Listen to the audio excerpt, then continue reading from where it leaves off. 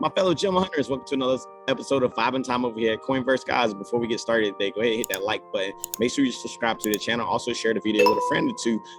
And then make sure you hit that little notification bell so you stay up to date to the latest videos over here. Guys, we're not gonna be talking about a gem today. We're gonna have to be talking about another major issue that could cause a little bit more wreckage in the crypto environment in the week ahead.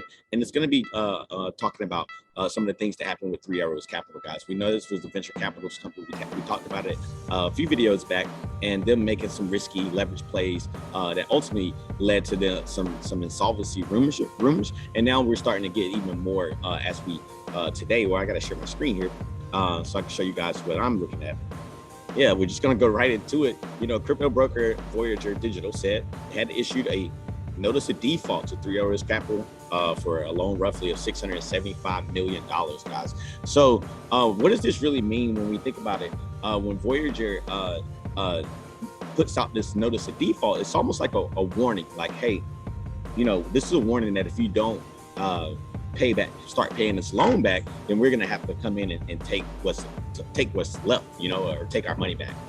And it's almost like you know, it's no response from Three Arrows Capital. It's almost like they were just, hey, come and try. And I think at some point, if you think about it, guys, if they're insolvent and they don't have anything left, I don't think they're going to be able to get, you know, by the time Voyager can legally come in, I don't think they're going to be able to have anything to take, right? So it kind of leaves a bad stain on Voyager. As we look here, we see the price down significantly right now, 15% just on the day, and it's just one of those things that you see over the last, let's just look at the last 7 days here. This thing is just on a straight downtrend, and I think it's because, you know, people are losing confidence in what this if Voyager is just going to be able to really you know, withstand this type of insolvency from 3AC, and it's kind of, you know, unfair because people have assets on Voyager. I think around 450,000 people have assets on Voyager. So guys, if you do have anything on Voyager and it's starting to look like there might be some issues, that could trickle down, I think it would be smart to, you know, potentially, you know, take your assets, move to some type of DeFi or, you know, self-custodial wallet, right? But I did want to jump over here to the Voyager website, guys, and we want to just, you know, this is their cryptocurrencies disclaimer. Cryptocurrency held on Voyager is not protected by FDIC or any other government-backed or third-party insurance. And they talk about not regulated. The value of cryptocurrencies may result from continued willingness of the market.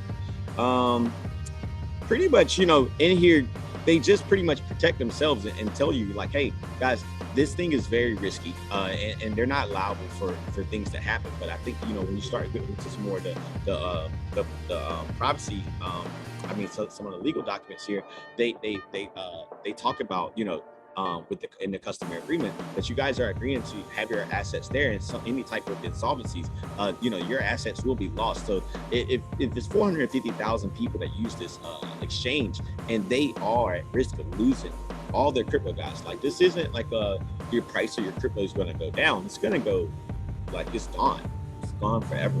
Like, it's gone. So you know, I just think that, you know, it might be a smart decision just to, you know, potentially protect your assets, because that's a lot of users, 450,000 users, and I think it's only probably like 8 million people that use crypto or something like that. So very small number, 8% or less than 8% of the population. So it's just one of those things that we're starting to see how this thing has that trickle down effect, how we watched it with Luna, and then, you know, some people started targeting you know, just the Tron stablecoin or algorithmic stablecoin as well, and it did depeg, but we haven't seen the Tron token fail. I think it's actually up on the day, but it's one of those cascading event type of things that if we see this insolvency, you're going to see a lot of trust leave the market, and I think Voyager take a big hit. And it's something that they have to think about, and I think they'll protect themselves. And you guys got to think they're protecting themselves, not their customers at that point. So just something to really pay attention to over the next week. Let's see how this plays out. But we do know that this was 15,000 Bitcoin, guys.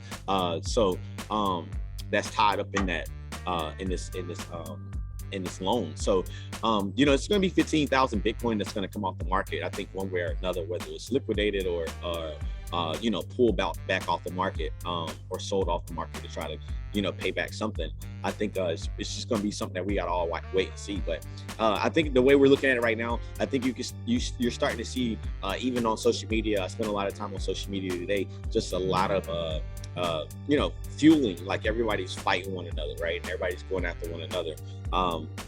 And just seems like there's a lot of exposed leverage that's starting to come out, and a lot of this lending was all great when everything was still going up, but now that the market's coming down, you know, it's going to make a lot of things default potentially. So you know, we always want to keep you guys up to date with everything that we find out going over here.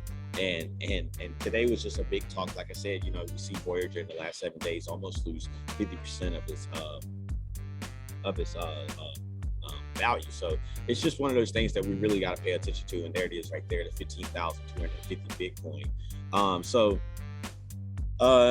yeah, say it accessed 75 million of a credit line from Alameda, and it further dip into the funds as needed to facilitate customer orders and withdrawals. So I think if you start seeing it, just pay attention to, and if you're not comfortable, go ahead and get your stuff out. If you are comfortable, just pay attention to any type of halting or any other thing that, you know, could be, you know, they say, oh, you know, deposits or withdrawals from the exchange can take more than a week. It's just starting to show a little bit of weakness there. So guys, make sure you protect yourselves. Make sure you keep tuning in over here at Vibing Time over here at Coinverse. Stay with us. We try to keep you guys up to date with the newest projects and up to date with the latest information, so you stay out of the way of like bad events. So guys, make sure you protect your assets this week. And until tomorrow, guys, vibing out.